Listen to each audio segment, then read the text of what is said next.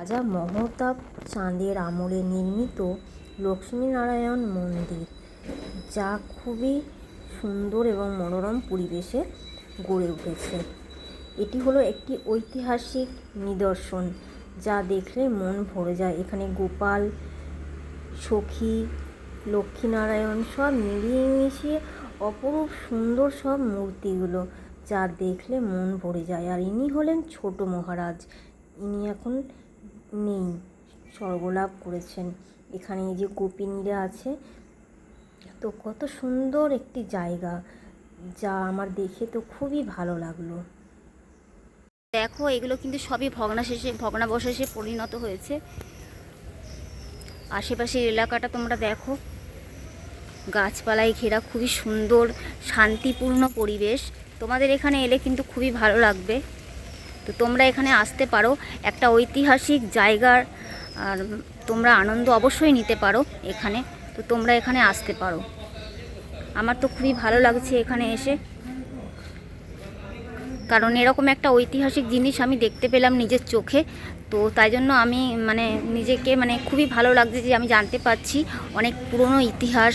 বর্ধমানে যে রাজা ছিলেন, তো তাদের আমলের কি বিষয় আছে না আছে সব কিন্তু আমি জানতে পারছি। তো আমার খুবই ভালো লাগছে। তো আমরা ভিতরে যাচ্ছি। এটি হচ্ছে মন্দির যাওয়ার রাস্তা। তো এখান থেকে গিয়ে সামনে সিঁড়ি আছে, সামনে সিঁড়ি থেকে উঠে সোজা চলে যাব।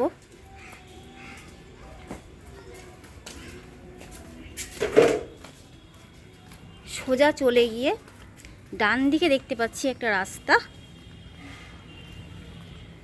তো সেই রাস্তাটা দিয়ে ঢুকে যাব।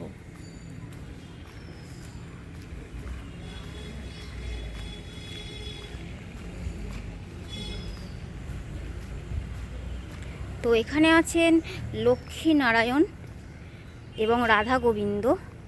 মা দুর্গার পুজো হয় এবং মা চণ্ডীও কিন্তু সাথে আছেন।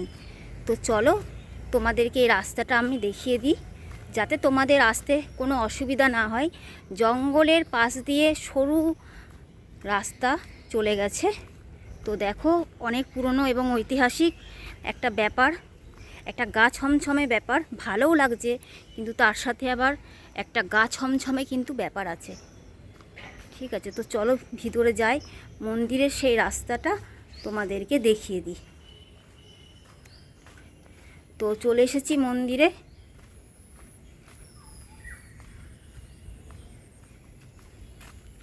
তো এই হলো রাধা গোবিন্দের মন্দির, এই লক্ষ্মীনারায়ণের মন্দির, সাথে তোমার রাধা গোবিন্দও কিন্তু আছে। হ্যালো বন্ধুরা, চলে এসেছি আজকে নতুন একটি ভিডিও নিয়ে তোমাদের সামনে। তোমরা শুনলে আশ্চর্য হয়ে যাবে যে এমন একটি মন্দির, হ্যাঁ, যেটা কিন্তু তোমাদের খুবই ভালো লাগবে এই মন্দিরের ঘটনা জেনে। কারণ এটি কিন্তু অনেক প্রাচীন মন্দির, ঠিক আছে, এবং এই মন্দির তোমার ঐতিহাসিক মন্দির। হ্যাঁ, এই মন্দিরে কিন্তু সহজে আসা যায় না। তো আমি এদিকে আস্তে আস্তে আমি হঠাৎ করে চোখে পড়লো, হ্যাঁ, যে এখানে রাধা গোবিন্দের মন্দির আছে। এটি হচ্ছে বর্ধমানের রাজার নিজস্ব মন্দির। তো বর্ধমানের রাজা ইনি এই মন্দির নিজে প্রতিষ্ঠা করেছিলেন এবং এই মন্দিরে তিনি আসতেন। ঠিক আছে, তো এখানে এলে তোমাদের আলাদা রকম অনুভূতি হবে। তো চলো তোমরা কিন্তু ভিডিওটা পুরো দেখতে থাকো। তোমরা কিন্তু মাঝখান থেকে কিন্তু স্কিপ করবে না। তোমরা কিভাবে আসবে, তোমাদের এখানকার ভিডিওর এখানকার মন্দিরের কি আসল বিষয় তথ্য আছে, সব কিছু তোমরা কিন্তু ভিডিওর মাধ্যমে জানতে পারবে। তো চলো তোমাদেরকে ভিডিওটা দেখাই এবং তোমরা সঙ্গে থাকো।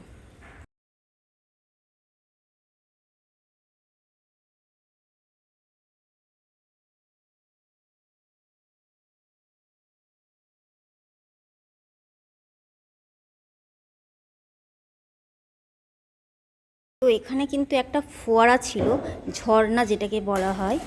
তো তখনকার সময়ে এখানে একটা ঝর্ণা দেখা যাচ্ছে। ঠিক আছে, এখন এটি অনেক পুরনো হয়ে গেছে। এখানকার প্রাসাদ হচ্ছে বহু দিনের পুরনো, সুন্দর কারুকার্য করা, প্রতিটা জায়গাতে তোমরা দেখতে পাবে। ঠিক আছে, দেখো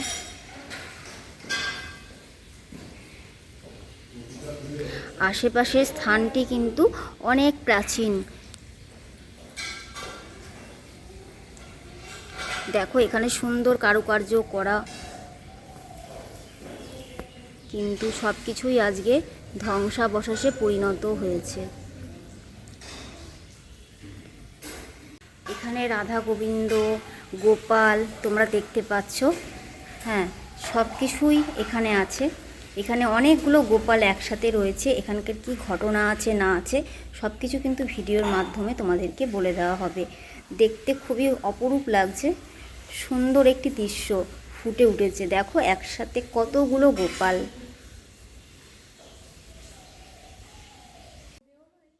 এইখানে একসাথে দেখলাম, আশ্চর্য, অনেকগুলো গোপাল একসাথে দেখার ভাগ্য হলো আমার। দেখো কত সুন্দর লাগছে গোপালগুলোকে, সব একসাথে বসে আছে, গোপাল ভগবান শ্রীকৃষ্ণ। আর এই হলো রানীমার রথ, যা জগন্নাথের রথযাত্রার সময় উৎসব পালিত হয়।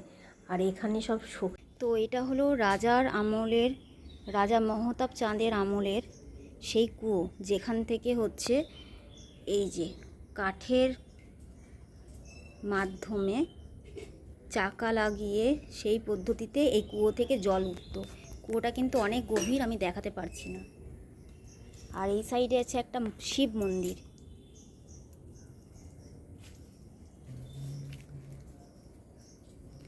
তো চলো তোমাদেরকে শিব মন্দিরে ভগবান শিবের দর্শন করায়। জায়গাটা হচ্ছে অনেক প্রাচীন। রাজা মহতাব চাঁদ নিজে এই মন্দিরের প্রতিষ্ঠা করেছিলেন। তোমরা অনেক কিছু কিন্তু জানতে পারবে এই মন্দির সম্পর্কে, তাই জন্য তোমাদেরকে কিন্তু সঙ্গে থাকতে হবে। তো এই হলেন মহাদেব। তো দেখো তোমরা, অনেক প্রাচীন রাজা মহতাব চাঁদের আমলের সেই মহাদেব। তো আমার সঙ্গে তোমরাও বলো হর হর মহাদেব।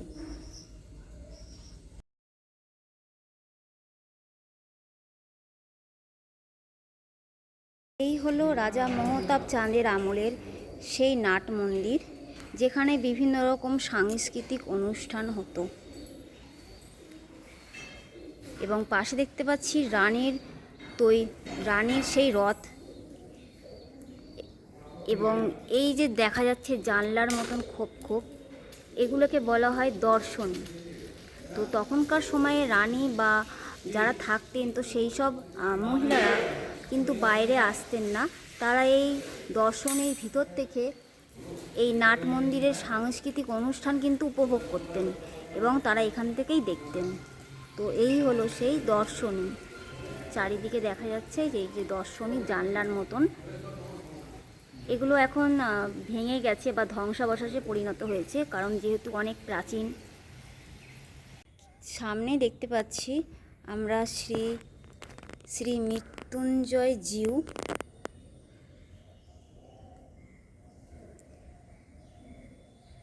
এবং শ্রী শ্রী গরুর জিউ।